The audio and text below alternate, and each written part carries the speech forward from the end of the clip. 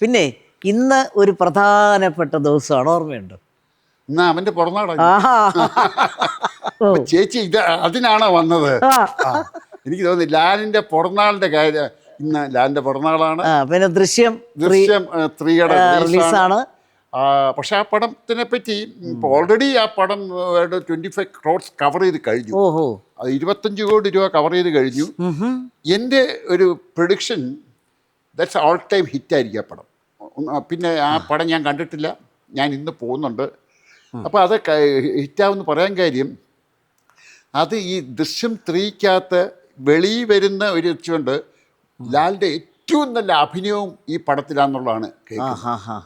അപ്പം ഗുരുവായൂരപ്പൻ്റെ അനുഗ്രഹം കൊണ്ട് ആ പടം സൂപ്പർ ഹിറ്റാകട്ടെ, ദൃശ്യം സൂപ്പർ ഹിറ്റാകട്ടെ. അതേപോലെ നമുക്ക് ലാലിൻ്റെ പിറന്നാളിന് വേണ്ടി ആശംസിക്കുകയും വേണം. അവന് എല്ലാ ദീർഘായുസ്സും ആരോഗ്യവും ലാലിന് കിട്ടട്ടെ. എല്ലാ ആശംസകളും. അപ്പോൾ ഇന്ന് ലാലിൻ്റെ ബർത്ത്ഡേ ആണ്. ലാലിന് എല്ലാ ആശംസകളും നേരുന്നു. ഇനി ഇങ്ങനെ ഇതുപോലെ തന്നെ മുന്നോട്ട് പോയിക്കൊണ്ടിരിക്കട്ടെ.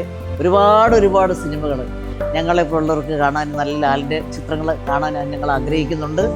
അപ്പോൾ ഇനി നല്ല സിനിമകൾ വരട്ടെ. എല്ലാ